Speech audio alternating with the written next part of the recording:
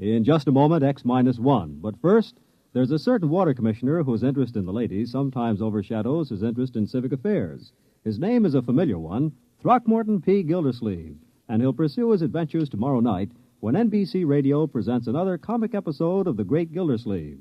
So when you hear the familiar voice and hearty laugh of the water commissioner from Summerfield tomorrow, why, stay tuned and enjoy another romantic scramble with the one and only The Great Gildersleeve on this NBC station. And now stay tuned for X-1 on NBC.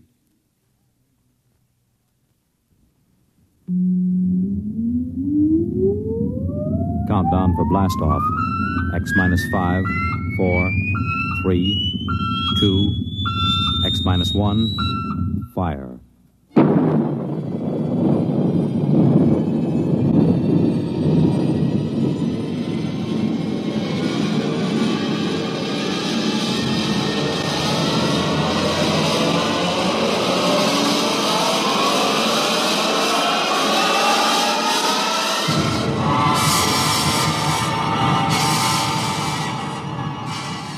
From the far horizons of the unknown come transcribed tales of new dimensions in time and space. These are stories of the future, adventures in which you'll live in 1,000,000, could be years, on 1,000 maybe worlds. The National Broadcasting Company, in cooperation with Galaxy Science Fiction Magazine, presents X-1.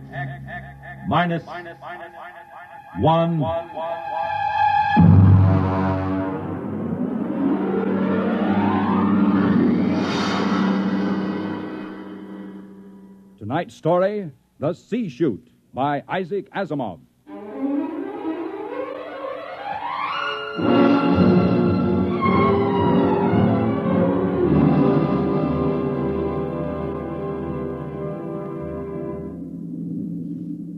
We were on our way home to Earth when it happened. 6 of us, coming home as passengers aboard the merchant spaceship Starfire, at the start of the Second Interstellar War, the one between Earth and the planet Chloro. And then it happened.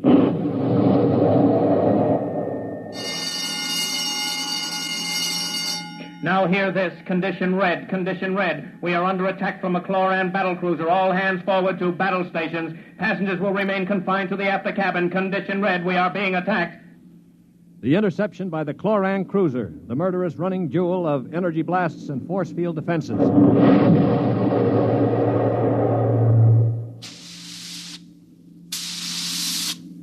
We huddled in the passengers' after cabin, terrified, not knowing how the battle was going. We could hear the desperate bursts of steam through the steering tubes as the Starfire maneuvered to dodge the enemy attacks. And then...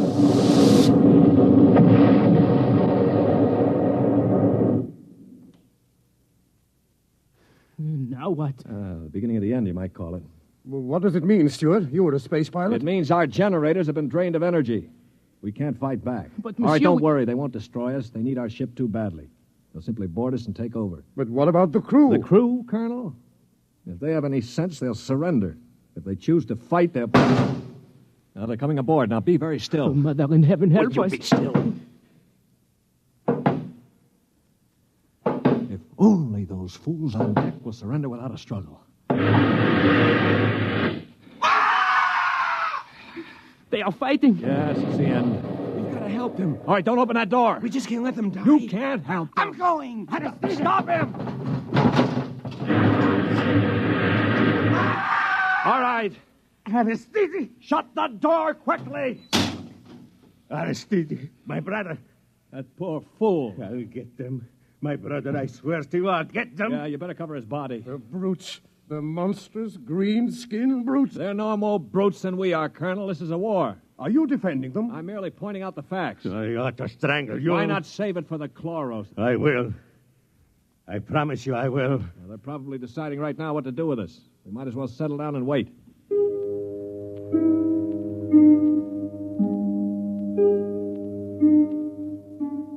We sat there, the 5 of us, and listened while the Chloran invaders killed off the members of the Starfire's crew. Among us was Colonel Anthony Wyndham, an old Colonel Blimp type with a lame leg. Wyndham had spent his life in the militia back on Earth, but had never seen a battle. There was Demetrius Poliorkitis, who had just watched his brother being killed by a chlorocarbonizer. Pohl was a huge man. He and his brother had tried truck farming in Arcturus and given it up after 2 seasons.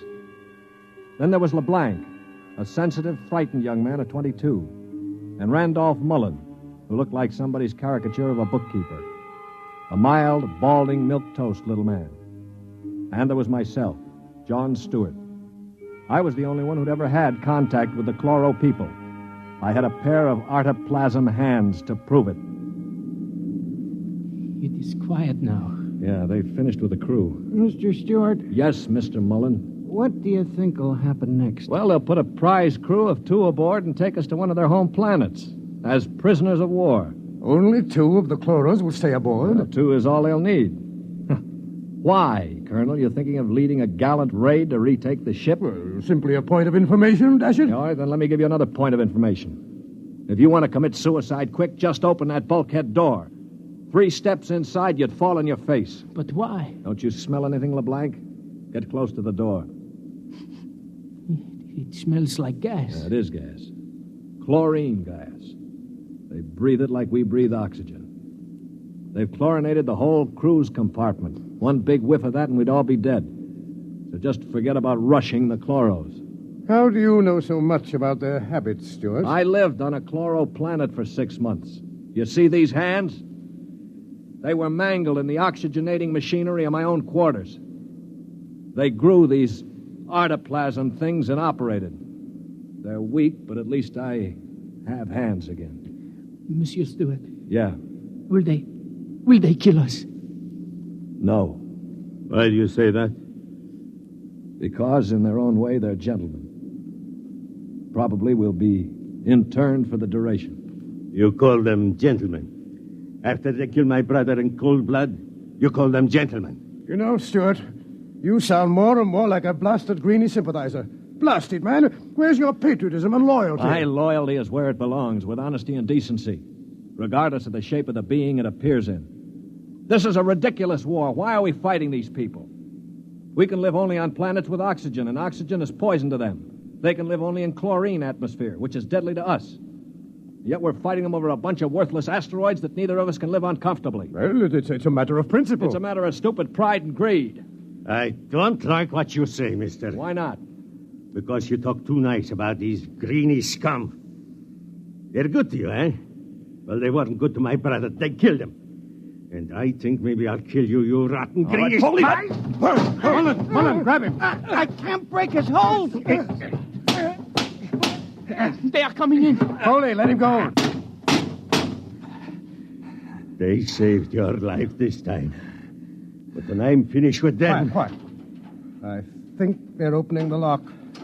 Well, don't get between us. Pohl, don't lose your head. They'll kill us all. I greet you, Earthmen.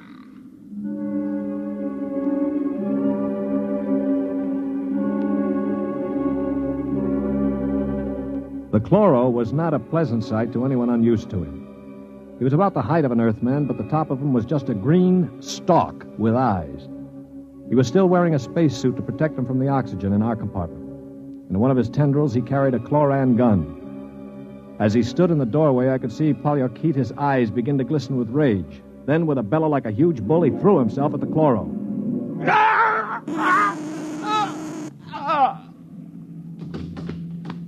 He is not dead, merely temporarily paralyzed.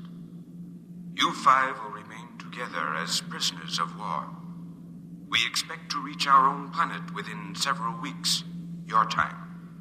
There you will be interned for the duration of the war. If any of you attempts to leave this compartment, we shall be forced to destroy you.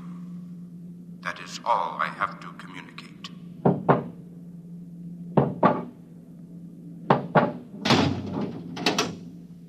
Hadn't we better do something for Mr. Polyarchetes? Oh, he'll be all right. Just hoist him up on the cot.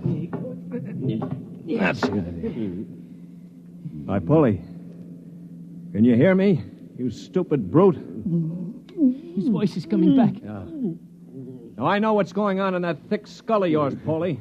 You think that when the paralysis wears off, you'll ease your feelings by slamming me around some more. Well, if you do, it'll be curtains for all of us. How do you mean, sir? None of you know the chloros the way I do. Unlike us, they assume automatically that any group of Earthmen they find together comprises a biological grouping, like an ant colony. The result is that they consider the group as something holy. Now, they'd never break us up. And if one of us did any harm to another, they'd have us all executed as a bunch of chlorotype perverts, a non-functioning group. So call all the names you want, but keep your hands to yourself or we're finished.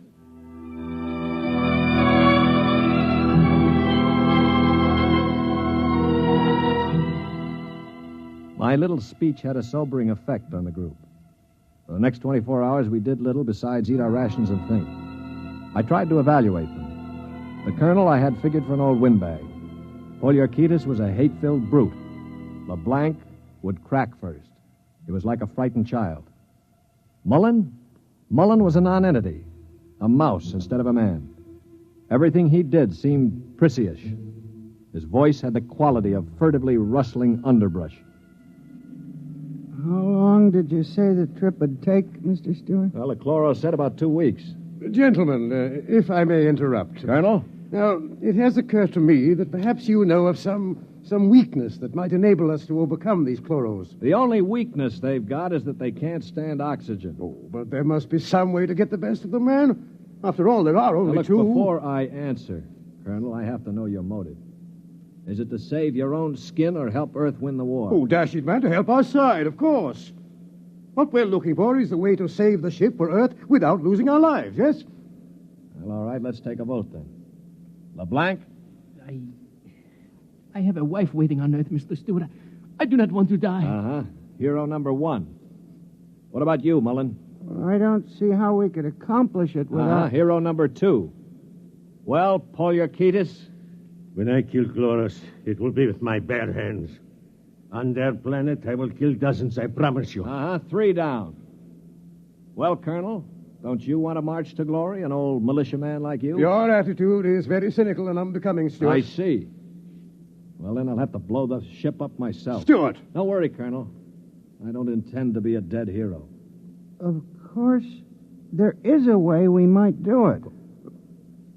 What did you say, Mr. Mullen? There's a spacesuit and magnetic boots stored in that locker over there. We might be able to reach the control room from the outside of the ship.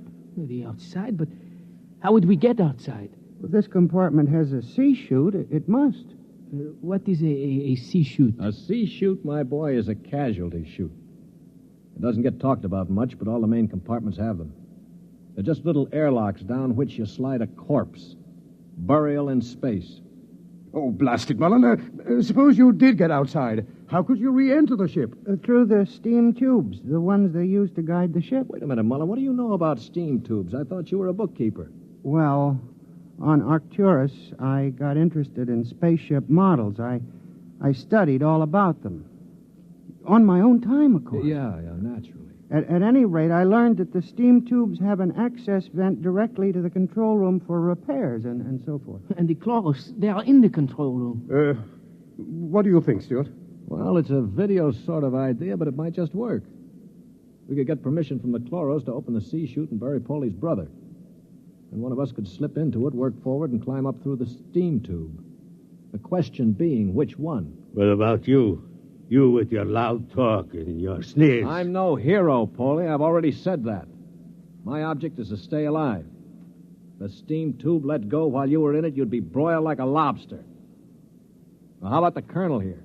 If I were younger, blasted, I'd trounce you. You know very well with my injured leg. Yeah, of course. Not to mention my artificial hands. Well, now, what unfortunate deformities do the rest of us have? Pohl? You just keep talking, Mr. Big Mouth, and pretty soon we'll kick your teeth in. Of course, that's your standard reply to everything, isn't it? LeBlanc, will you do it? I cannot. Not even to get back to Denise? Please, I cannot. LeBlanc needn't go. I'll do it. What? After all, it is my idea. Wait a minute. Are you serious, Mullen? Yes. Well, how? I don't understand. Why? Why you? Well, it seems no one else will do it. But that's no reason, man. I can't think of any other. Look here. Do you really intend to go through with it, sir? Yes, I suppose I do. Well, dash it, man. Let me shake your hand. You're an Earthman, by heaven. You do this thing and win or die. I'll bear witness for you.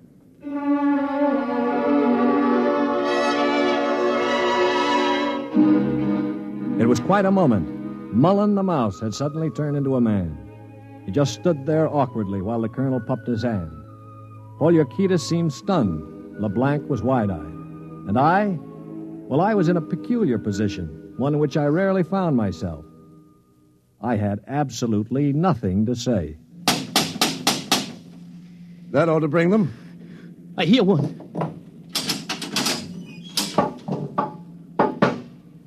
What is it, Earthman? One member of our unit is dead, as you know. We request permission to jettison his body out of the casualty chute. You may do so.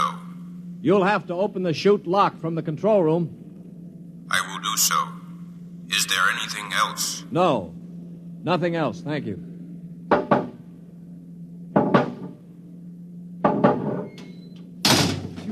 Oh, boy.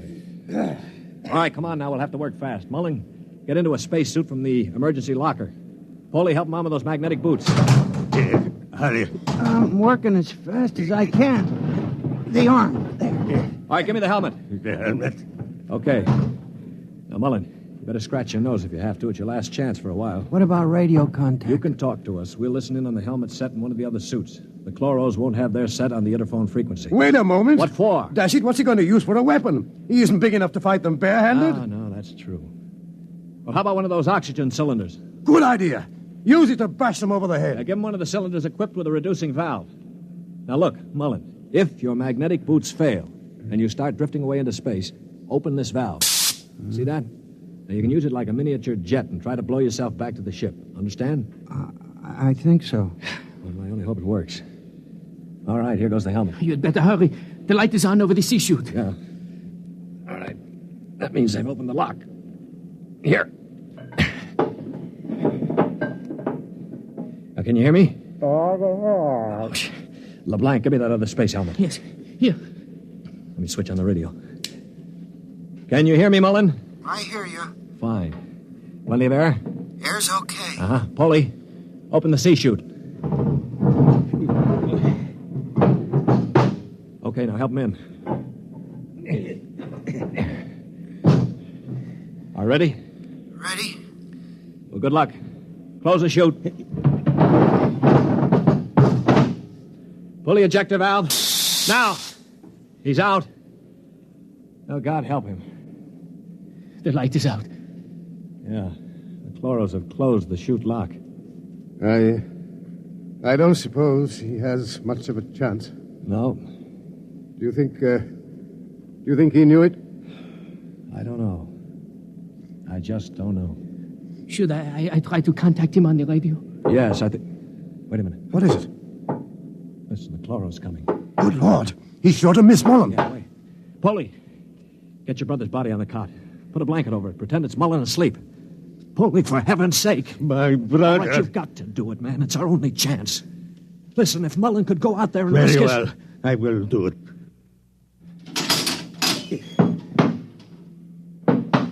Earthman, Yes.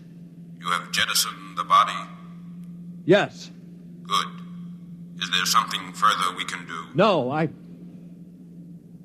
We are very tired. Our grief is very great at losing one of our unit. We would like to rest alone. I will respect your wishes. I see that one of your units sleeps already. Yes, Mr.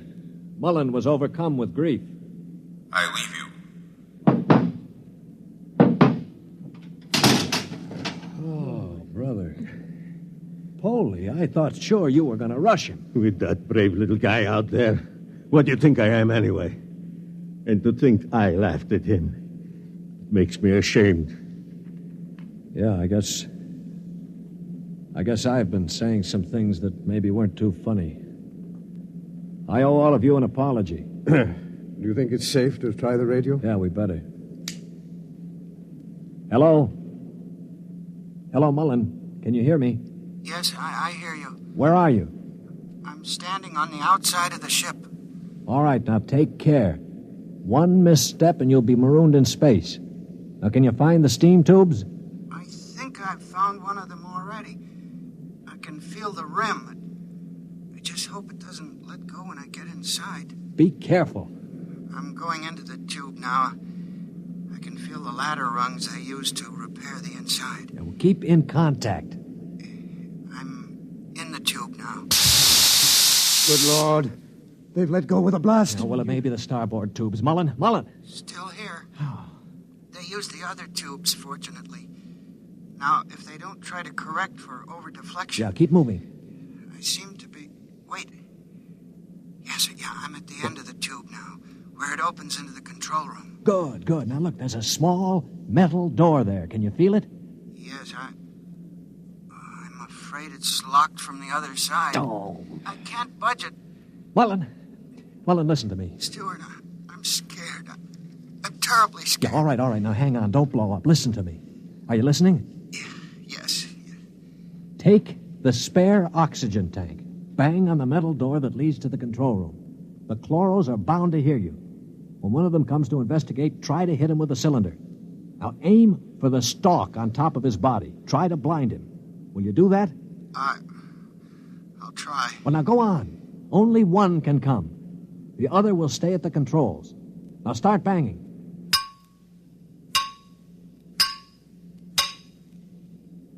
Any luck? No, Wait, I hear something. Something's opening the lock. The door now. I hear... Ah! Mullen, what happened? Mullen, can you hear me? Mullen!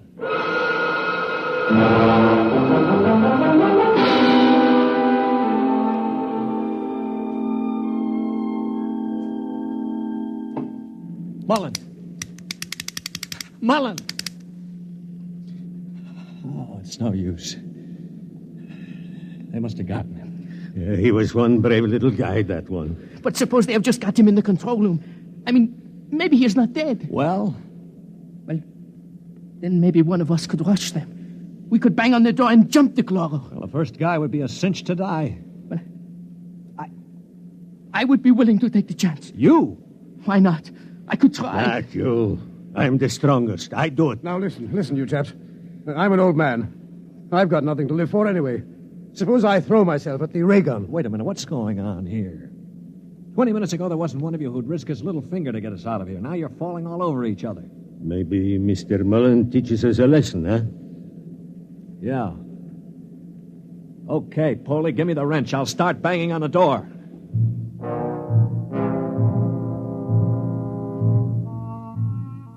They say that selflessness is contagious. I guess maybe it is. I'd been a cynic all my life, a man who believed in nothing. Well, I'd come face to face with 4 human beings who proved that I'd been living a lie. I knew what I was going to do now. When the chloro came to investigate our compartment, I had it all planned. If only my poor, weak hands would hold out long enough. Ready? Ready. Here goes. That should bring him. Try again. Wait, listen. Shh. It's at the door. Get ready. It's opening the lock. For poor old Mullen now. Steady. No! Let him have it! Wait! Stop it! It's not the chloro! Wait! Good Lord. It's Mullen. Here, get the helmet off. That's it. All right, now lift. Mullen, are you all right? I seem to be quite all right. Well, the chloros. Both dead. At least I hope so. Well, what happened? Well, I banged on the steam tube hatch and a chloro opened it. Yeah? I hit him with a cylinder. It blinded him, I guess, but didn't kill him. He grabbed me and pulled me into the cabin. In the struggle, he broke my transmitter. That's why I couldn't talk to you. Finally, I managed to club him down. Well, what about the other one? The other one almost got me. It must have heard the scuffle and came into the cabin with a ray gun. What I did, I guess, was pure reflex. The cabin atmosphere was chlorine, of course, and the greenie didn't have a spacesuit on. So I just turned on the oxygen valve in that spare tube. It was like spraying an insect with poison. Well, you're a brave man, Mullen. I'd have been scared to death. Mullen, what is it? Mullen.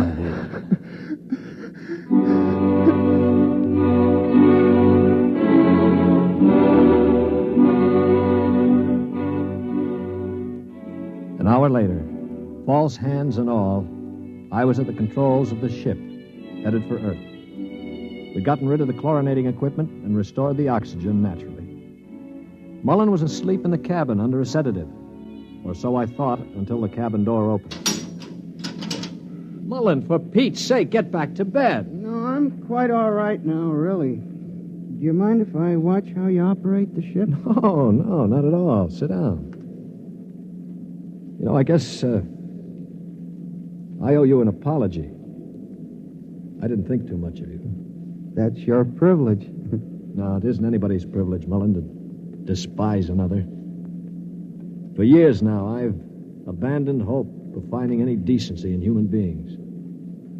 I owe you a vote of thanks. You embarrass me, Mr. Stewart.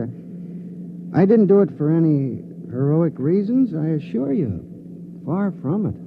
Well, why did you do it, Mullen? That puzzles me very much. Well, Mr. Stewart, I'm a bookkeeper. 17 years ago, I left Earth to work on Arcturus. I never made much impression on anybody on Earth, although I wanted very much to have people like me. Well, about a year ago, I started to write to my family again. Don't ask me why. And then I asked for a leave of absence to go home after 17 years. Well, I still don't understand. It wasn't patriotism or love of a woman or money or any of those things. What was it? Mr. Stewart, haven't you ever been homesick?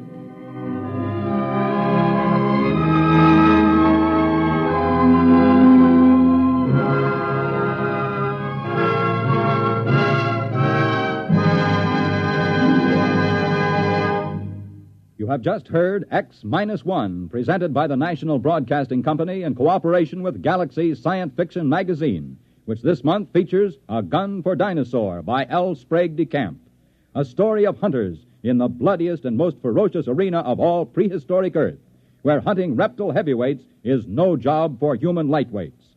Galaxy Magazine on your newsstand today. Tonight, by transcription, X-1 has brought you The C-Chute, a story from the pages of Galaxy, written by Isaac Asimov and adapted for radio by George Lefferts. Featured in the cast were Lyle Sudrow, Stan Early, Bob Hastings, Mercer McLeod, Danny Ocko, and John Gibson. Your announcer, Bill McCord. X-1 was directed by Daniel Sutter and is an NBC Radio Network production.